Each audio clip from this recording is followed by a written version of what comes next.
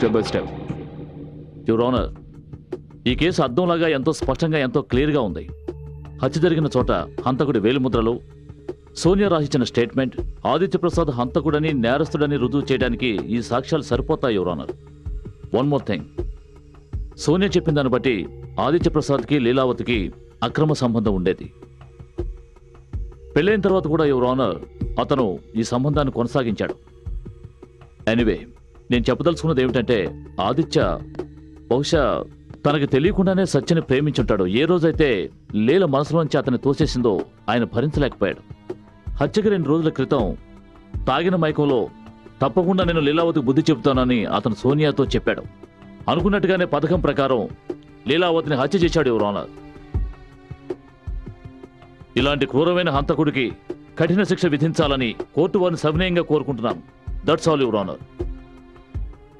Your honour, చూస్తుంటే శరత్ కుమార్ గారు చాలా తొందరపడుతున్నట్టున్నారు. ఆయనే గనక న్యాయమూర్తి అయితే నిందితుడిని కోర్టులో ప్రవేశపెట్టడానికి ముందే ఉరిశిక్ష విధించేలా ఉన్నారు.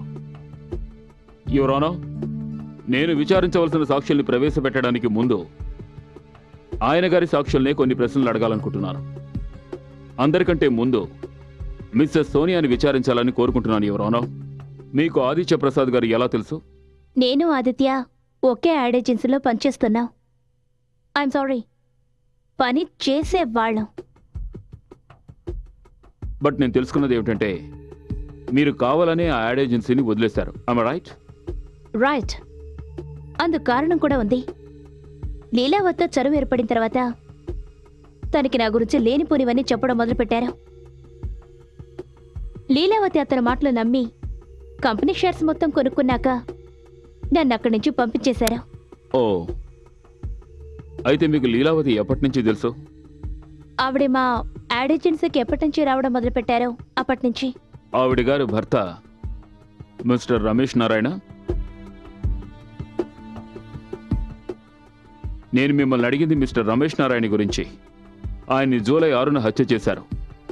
ఆయన మీకు ఎప్పటి నుంచి తెలుసు? ఆయన నాకైనా తెలీదు. యువర్ ఆనర్, నేను వాచ్మెన్ ఎంక్వైరీ చేయాలనుకుంటున్నాను. మిస్టర్ అండ్ మిస్సెస్ లీలావతి దగ్గర పనిచేసిన అతను. అవును సార్, సోనియా మేడం తరచూ రమేష్ గారిని కలుసుకోవడానికి వస్తుండేది. లీలావతి గారు ఉన్నప్పుడేనా లేక ఆవిడ వెళ్ళిపోయిన తర్వాత? లీలావతి మేడం బయటికి వెళ్ళిన సమయం చూసి సోనియా మేడం ఇంటికి వస్తూ ఉండేది. మీరేమైనా అడగాలనుకుంటున్నారా? యువర్ ఆనర్, ఇవన్నీ కొన్ని హోటల్ బిల్స్. వీటిలో సోనియా మిస్టర్ నారాయణతో రాత్రుళ్ళు గడిపింది. అవసరమైతే ఆ హోటల్ స్టాఫ్ని కోర్టులో ఎంక్వైరీ చేయడానికి ప్రవేశపెట్టగలను. మిస్టర్ ఆదిత్య ప్రసాద్ అనుకోని పరిస్థితుల్లో ఇరుక్కుపోయారు. లీలావతిని ఆయన కాదు, నిజానికి లీలావతి ఆయన్ని ప్రేమ వల్ల పడేసింది. నాకు బాధగా ఉంది యువర్ ఆనర్. నిజమైన హంతకుడిని పట్టుకోవడంలో విఫలమైన పోలీసులు తప్పించుకోవడానికి ఒక నిరపరాధిని బలిపశువును చేయాలని చూస్తున్నారు. నా క్లయింట్ నిరపరాధం నిరూపించడానికి నేను కోర్టు వారిని మరికొంత సమయం కోరుతున్నాను. అంతవరకు నా క్లయింట్కి బెయిల్ మంజూరు చేయవలసిందిగా సవినయంగా కోరుకుంటున్నాను.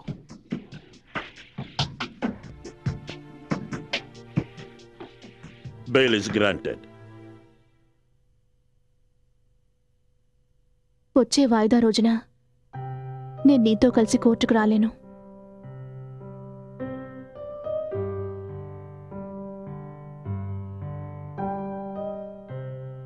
హాస్పిటల్లో ఏదైనా అపాయింట్మెంట్ ఉందా? లేదా, కానీ నేను ఏ మాటల్ని మర్చిపోవాలనుకుంటున్నాను. కోర్టులో నేను అవే మాటల్ని మళ్ళీ మళ్ళీ వినాల్సి వస్తుంది.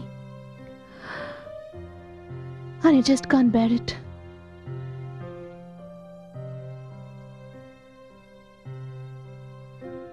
నువ్వెంత బాధపడుతున్నావో నాకు తెలుసు.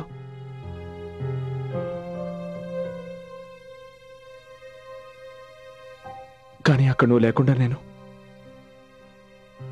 చాలా ఒంటరిగా ఫీల్ అవ్వాల్సి వస్తుంది. నేను విన్నది నిజమైన ఆఫీసర్?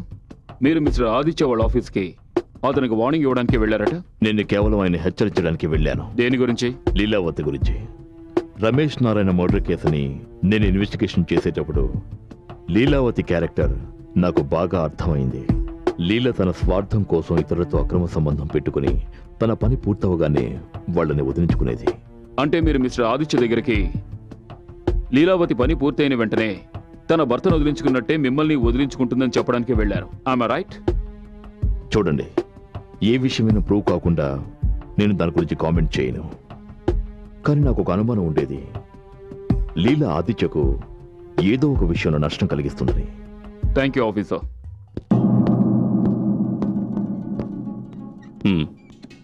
ఇవిగో చూడండి, మీ అనుమానాలకి సరైన సమాధానం. ఈ ఫోటోగ్రాఫ్స్ని కోర్టులో చూపించండి. హంతకుడికి తప్పకుండా శిక్ష పడుతుంది. మీ దగ్గరికి ఈ ఫోటోలు ఎలా వచ్చాయి? ఎవరో నాకు ఫోన్ చేశారు. అతను నన్ను కొంత డబ్బు అడిగి ఈ ఫోటోలు తను చెప్పిన చోటుకి వెళితే దొరుకుతాయన్నాడు.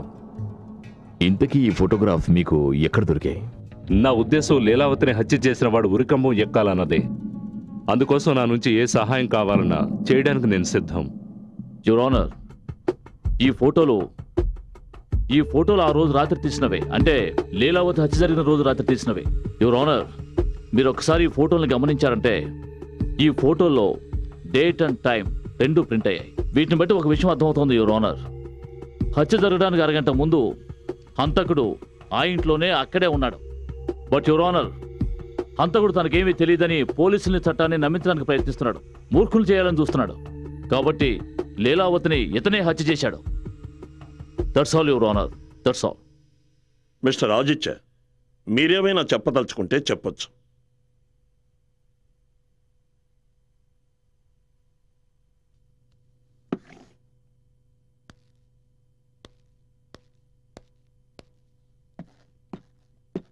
అవును, నేను ఆ రోజు రాత్రి లీలా వాళ్ళ ఇంటికి వెళ్ళింది నిజమే.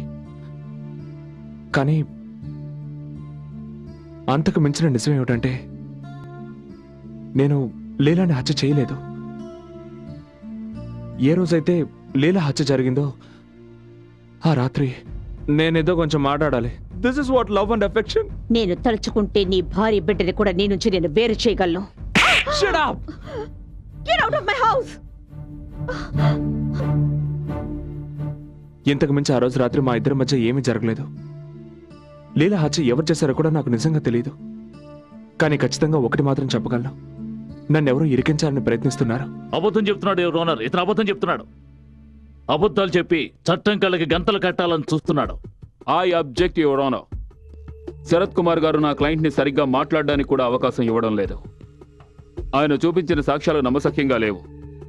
పైగా కోర్టు వారికి ఇంతవరకు ఆ ఫోటోలు ఎవరు తీశారో కూడా చెప్పలేదు. యువర్ ఆనర్, ఒకవేళ నా క్లయింట్ తలుచుకుని ఉంటే ఈ ఫోటో స్ట్రిక్ ఫోటోగ్రాఫ్స్ అని చెప్పి రుజువు చేసుండొచ్చు. కానీ ఆయన అలా చెయ్యలేదు. ఎందుకంటే ఆయన చట్టానికి సహకరించాలనుకుంటున్నారు. నిజమైన నేరస్తుడిని చట్టానికి పట్టివ్వాలనుకుంటున్నారు. జడ్జి గారు, నేను ఆమెను ప్రేమించలేదు. అది కేవలం ఆకర్షణ. నాకు తెలియకుండానే ఆమె ఆకర్షణకి నేను లోనయ్యాను.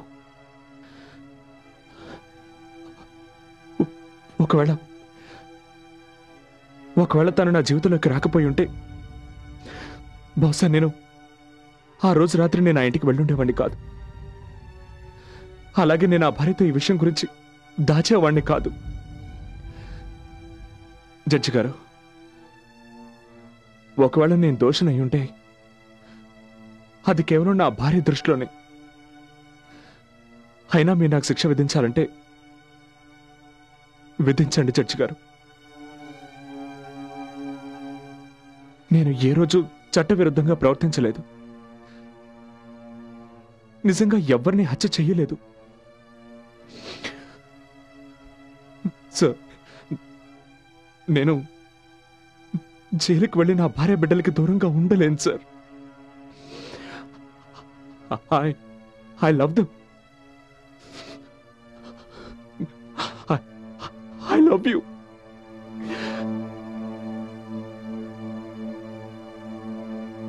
ఈ కేసులో నిర్ణయం తీసుకోవడానికి కోర్టు పోలీసుల సహకారాన్ని కోరుతోంది.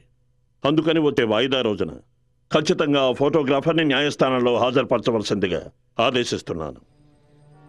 మిమ్మల్ని ఆ ఫోటోగ్రాఫర్ ఒకడే కాపాడగలడు. ఒకవేళ మనం ఆ ఫోటోగ్రాఫర్ని కనిపెట్టలేదంటే మనం ఈ కేసు ఓడిపోయినట్టే. కానీ మనం ఆ ఫోటోగ్రాఫర్ని ఎలా కనిపెట్టగలం? చూడండి, నేను మీకు సహాయపడగలను. కానీ మీరు ఈ రోజు వరకు నేను మిమ్మల్ని అపార్థం చేసుకున్నాను. కానీ మీరు కోర్టులో చెప్పిన విషయాన్ని విన్న తర్వాత మీరు ఖచ్చితంగా నిరపరాధం రుజువైంది. ఈ కేసు నేను వాపస్ తీసుకోలేను. కానీ ఆ నోట్ల సీరియల్ నెంబర్లు నా దగ్గర ఉన్నాయి. వీటి ద్వారా మీరు ఆ ఫోటోగ్రాఫర్ దగ్గరికి వెళ్ళొచ్చు.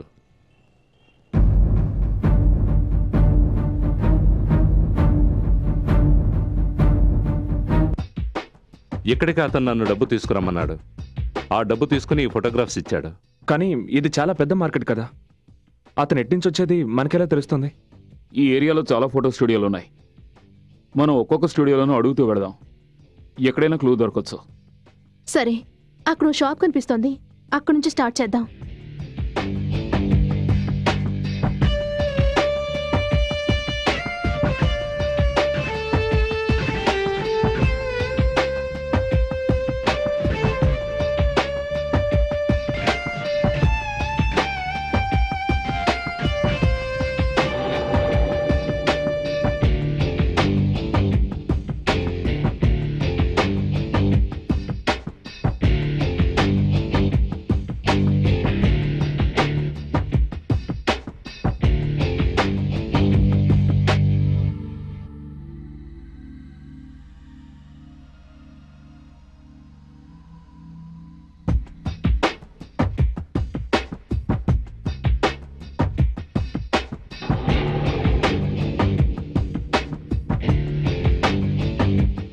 దొరికాయి.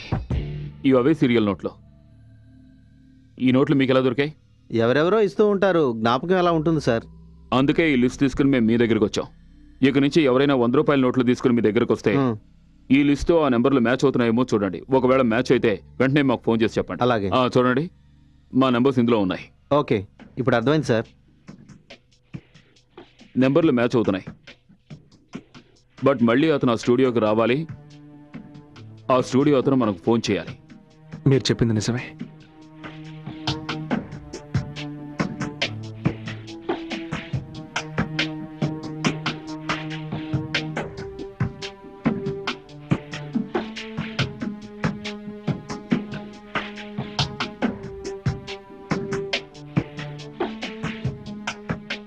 మనకింకా 2 రోజులు మాత్రం టైం ఉంది. ఆ తర్వాత జడ్జి గారు తీర్పు ఇచ్చేస్తారు. Just 2 days.